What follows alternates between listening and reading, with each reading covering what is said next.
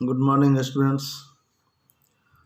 आज आपका केमिस्ट्री का जो सिलेबस के अनुसार ये लास्ट चैप्टर है एक बचा हुआ, पीरियोडिक क्लासिफिकेशन ऑफ एलिमेंट्स। इस चैप्टर के बाद आपका एक इन्वायरमेंट का चैप्टर बचेगा और ये तो इस पीरियोडिक क्लासिफिकेशन ऑफ एलिमेंट्स को अभी डिस्कस होगा। आप इसको वीडियो के अनुसार जो वीडियो लेक्चर में भेज रहा हूँ इसको देखिए, फिर जब ऑनलाइन क्लास होगा जिसमें इंटरेक्शन होगा और बाकी जो आपको समझ में आएगा नहीं आएगा डिस्कस करेंगे। तो first of all, periodic classification of elements, introduction of this chapter or the topic. First of all, you know what is elements. You all are familiar with this term elements because you have studied about elements in details in previous class, in class 9th. But as you know that elements are the pure substance made up of only one kind of atoms. It means, as for example, suppose hydrogen, sodium, copper, chlorine, oxygen, etc. These are the different examples of elements. It means hydrogen, sodium, copper, chlorine, oxygen, calcium. These are the substance which are made up of only one kind of atoms. This is why that it is considered as pure substance. It means when we take sodium, it consists of only the atoms of sodium. It means nothing else, no other things or other particles are found.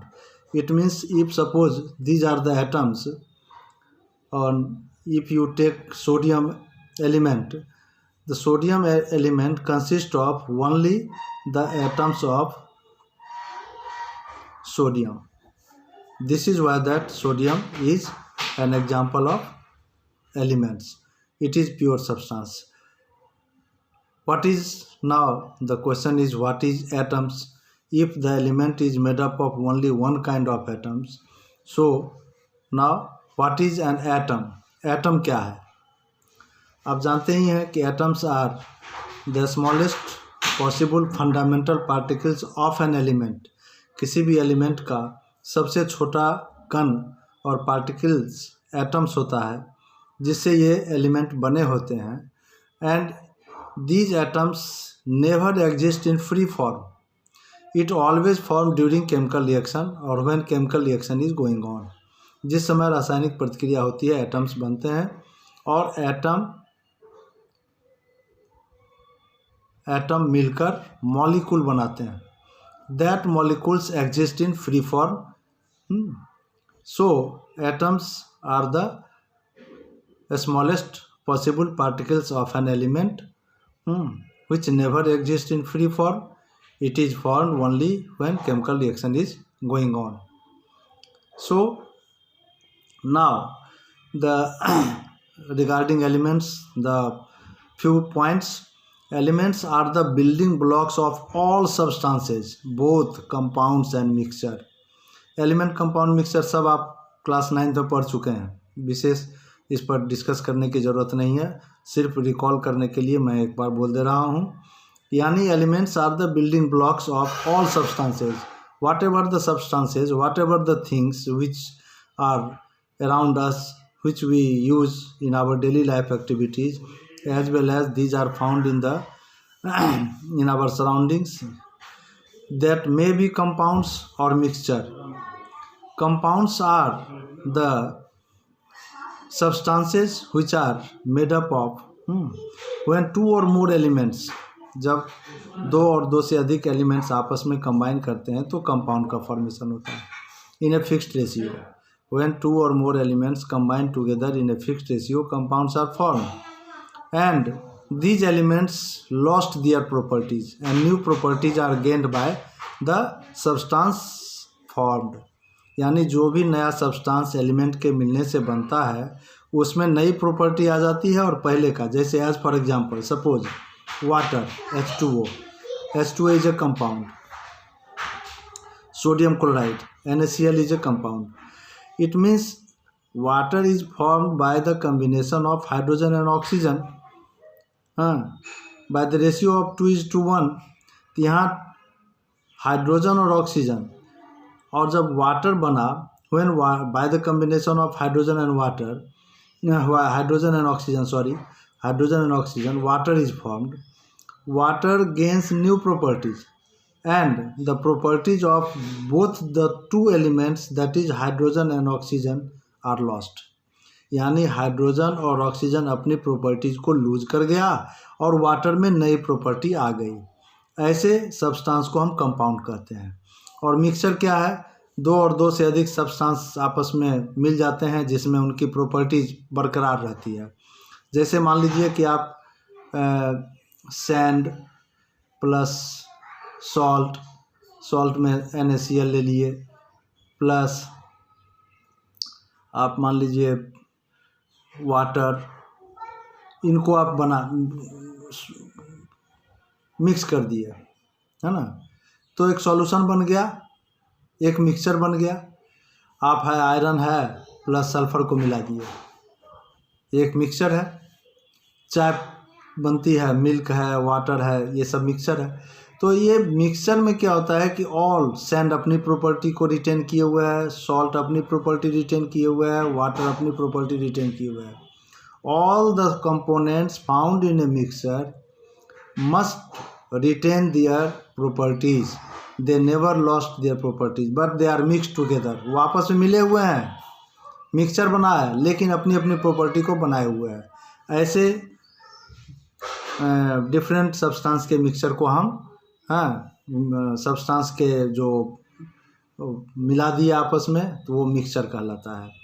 Mixture में physical properties भले change हो जाए लेकिन chemical properties उसकी बरकरार रहती है। तो इस प्रकार ये मिक्सचर हो गया। तो ये जितने भी कंपाउंड और मिक्सचर्स हैं हमारे सराउंडिंग्स में, वो सभी किसी से एलिमेंट से ही बने होते हैं। उसके बाद at present about 118 elements are known, out of which identity of 114 elements has been established. यानी अभी तक कुछ एलिमेंट्स को लेबोरेटरी में बनाया गया है। Some elements are also made in the laboratory में, प्रयोगशाला में बनाया गया है। उनकी आइडेंटिटी को स्पष्ट हो गई है, इस्टेब्लिश्ड हो गई है। इनकी संख्या 114 है। ये अबाउट है, एक दो इधर उधर भी हो सकता है, किसी किताब में कुछ कम या किसी में कुछ ज़्यादा भी दिया जा सकता है, चूँकि researches are going on continuously, इसलिए इसमें परिवर्तन हो सकता है, ये कोई फिक्स्ड नहीं है, इसलिए मैंने अबाउट टर्म का यूज़ किया है। At present about 118 elements are known. तो इस प्रकार आपने ये एक इंट्रोडक्शन एलिमेंट्स के बारे में अभी आपने देखा।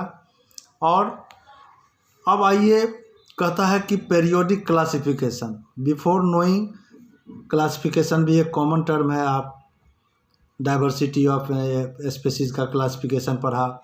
Classification always done on the basis of similarities and dissimilarities. तो ऑन द बेसिस ऑफ किसी भी चीज़ को ग्रुप में अध्ययन करने के लिए क्लासिफिकेशन ज़रूरी होता है। तो कहने का मतलब है कि क्लासिफिकेशन इज बेस्ड ऑन, और चाहे वो एलिमेंट का हो, स्पेसीज का हो या थिंग्स का हो,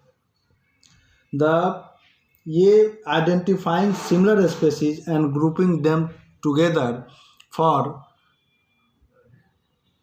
स्टडी ऑफ देयर प्रॉपर्टीज और फॉर प्रॉपर और becomes easy to work with them, ताकि मेरा काम आसान हो जाए। सो अब जैसे it is quite impossible to study each and every element particularly और species, so scientist try to group them either species और द एलिमेंट्स। वो स्पेसीज हो या एलिमेंट्स हो, उसको उन्होंने ग्रुपिंग करके एक तरह की चीज़ों को एक ग्रुप में डाल के, ताकि एक का स्टडी किया जाए तो उसके बारे में, सबों के बारे में वो applicable to, commonly applicable to all, तो उसके लिए हो जाए। इसके लिए ग्रुपिंग ज़रूरी था, क्लासिफिकेशन ज़रूरी था। इसीलिए various attempts have been taken by the scientist और chemist from time to time, from the very early और from the very beginning in 18th century. Or in this regard, various scientists did a lot of work regarding the classifying the elements. As for example, first of all, Lavoisier. Lavoisier was a great chemist, great scientist. Divided elements into two categories. आप पहले से पढ़ चुके हैं, एक chapter भी आपने पढ़ा है मेटल और नॉन मेटल का। तो elements have been classified into two categories by the great scientist Lavoisier on two headings, that is metal or non-metals, on the basis of their physical and chemical properties. Physical और chemical properties के आधार पर उन्होंने उसको दो categories में बांटा, और वो एलिमेंट्स के टू कैटेगरीज थे, मेटल और नॉन मेटल, जिसमें आपने फिजिकल प्रॉपर्टीज़ का अध्ययन किया, केमिकल प्रॉपर्टीज़ भी कुछ देखा, कम्बिनेशन ऑफ या रिएक्शन ऑफ मेटल्स और नॉन मेटल विथ ऑक्सीजन। उसके बाद आपने पढ़ा हाइड्रोजन के साथ, ऑक्सीजन के साथ, एसिड के साथ, बेस के साथ, ये सब प्रॉपर्टीज़ देखा। फिजिकल प्रॉपर्टीज़ में आपने देखा कि एलिमेंट्स जो मेटल थे उनका फिजिकल प्रॉपर्टीज़ में कंडक्टिविटी था, डेंसिटी था, इलेक्ट्रिकल कंडक्टिविटी, उसके बाद सोनोरस है, हार्डनेस है, शेप है। तो these are the physical properties. तो उन्होंने सबसे पहले लेवोजियर ने क्लासिफाई किया एलिमेंट्स को। Scientist felt the necessity to group elements of similar properties together. Similar properties वाले एलिमेंट्स को एक साथ रखने के लिए बहुत सारे अटेम्प्ट लिए गए। उसी अटेम्प्ट में ये मेटल और नॉन मेटल का डिवीज़न था। अब क्यों किए कि why do they need to classify the elements, elements के क्लासिफिकेशन के लिए उनको क्यों ज़रूरत थी? तो उनके लिए इसीलिए ज़रूरत थी कि so that if the properties of one of them are known, अगर एक भी एलिमेंट्स की प्रॉपर्टीज़ के बारे में अगर हम जान जाते हैं, others could be correlated and we are able to correlate with the others because they belong to the same group. अगर किसी हम ग्रुपिंग कर दिए किसी भी चीज़ का कि ये एक ग्रुप बन गया, तो इसमें अगर हम एक स्पेसीज और एक पार्ट का, एक यूनिट का अगर हम स्टडी कर लेते हैं, तो ये जो प्रॉपर्टीज़ हमने इसका अध्ययन करके निकाला, ये क्या हो जाएगा, एप्लीकेबल टू ऑल हो जाएगा, ऑल मेंबर्स हो जाएगा। इसीलिए साइंटिस्ट ने इस तरह का प्रयास किए ताकि एलिमेंट्स को क्लासिफाई करके एक ग्रुप बनाया जाए, ताकि उसके प्रॉपर्टीज़ को स्टडी करने में, अध्ययन करने में आसान हो और उनको हम कोरिलेट कर सकें दूसरे के साथ। That can be correlated with the other members of the elements if we group them, if we classify them on the basis of certain characteristic feature.